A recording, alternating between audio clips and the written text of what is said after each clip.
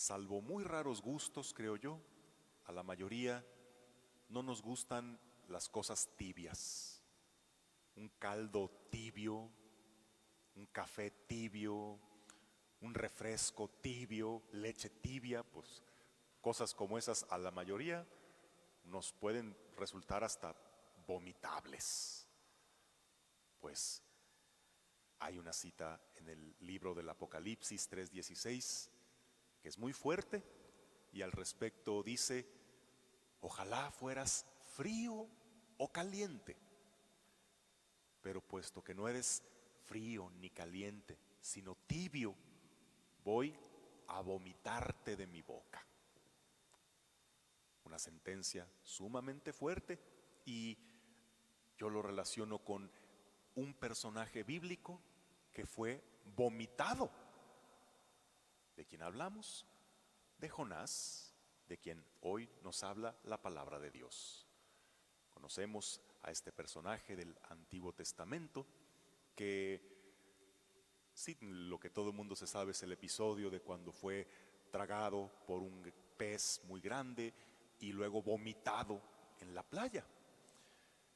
Conocemos este episodio, pero hay que conocer más el contexto, porque Jonás, que fue vomitado, encarna muy bien lo que significa este mal espiritual que hemos de combatir en este tiempo de Cuaresma, este mal que se llama la tibieza espiritual.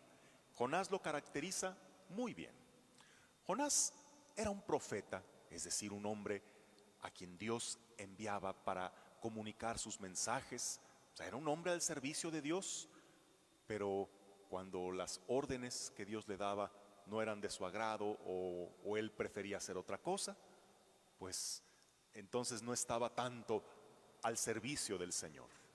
Como cuando a Jonás el Señor lo mandó a la ciudad de Nínive. Nínive era la capital del imperio asirio y era una ciudad muy pecadora, y el Señor le había advertido que si no se convertían sufrirían la destrucción. Dios envía a Jonás a cumplir esa orden, pero Jonás odiaba a los asirios porque eran enemigos de su pueblo. Entonces Jonás decía: no, pues por mí que se refundan, yo que les voy a decir que Dios les da una oportunidad para que se salven. No, yo no quiero que se salven. Así que Jonás desobedece aquella orden y se embarca en la dirección contraria. Ahí es donde les sorprende una tempestad, y los que estaban en el barco llegan a la conclusión de que aquí alguien hizo enojar a su Dios. Y Jonás reconoce que él fue, lo arrojan al mar y ahí sucede lo de la ballena. Pero luego que es vomitado en la playa, pues ahora sí, ahí va Jonás a Nínive, y ahí ocurre algo que es comparable con nuestra Cuaresma. Jonás le anuncia a este pueblo que tiene 40 días para convertirse de su mala conducta o sufrirán la destrucción. Pero Jonás aquí manifiesta otro síntoma de tibieza, que hace las cosas como queriendo que no le hagan caso, porque menciona que la ciudad de Nínive hacían falta como 3 días para recorrerla, pero Jonás la recorrió solo en uno, es decir, como queriendo que no todos se enteraran, que no lo tomaran en serio, para que les viniera la destrucción. Pero para su sorpresa, resulta que sí se lo tomaron en serio, a pesar de lo tibio de su mensaje, pues los ninivitas, desde el rey hasta el más pequeño, se ponen durante 40 días a hacer ayuno, a hacer penitencia, y alcanzan el perdón de Dios. Y Jonás ahí hace su berrinche porque él quería ver arder esa ciudad, y luego hasta se seca el arbolito que le daba sombra. No, pues más todavía hace berrinche. Y con esto Jonás encarna lo que es la tibieza espiritual. ¿Qué significa ser tibio? Pues ni frío ni caliente. O sea, sí soy, pero no soy. Las medias tintas, la mediocridad.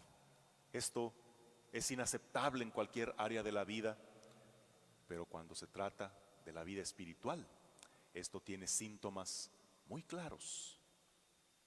Cuando caes en la tibieza espiritual, diríamos que no dejas de ser cristiano, pero vives como si Dios no existiera.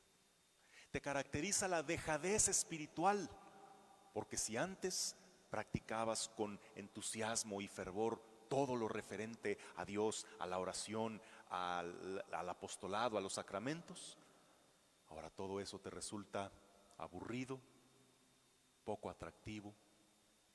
Diríamos que estás, pero como de cuerpo presente, porque tu mente, tu corazón divagan en otro lado, o estás al pendiente de la hora o de tus notificaciones, porque estás, pero como sin querer estar.